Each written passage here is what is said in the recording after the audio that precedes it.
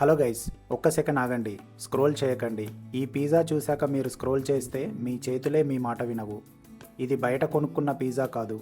ఇది ఆర్డర్ చేసిన పిజ్జా కూడా కాదు. మన ఇంట్లోనే చేసిన రెస్టారెంట్ స్టైల్ పిజ్జా.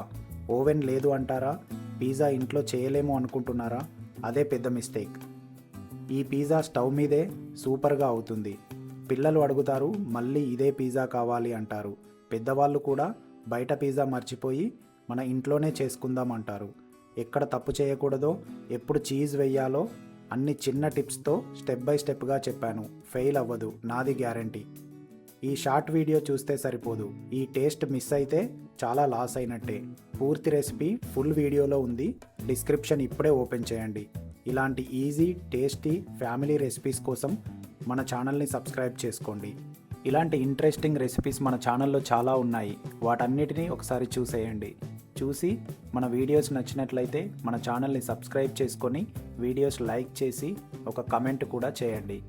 అలాగే మీ ఫ్రెండ్స్ అండ్ ఫ్యామిలీకి షేర్ చేయండి.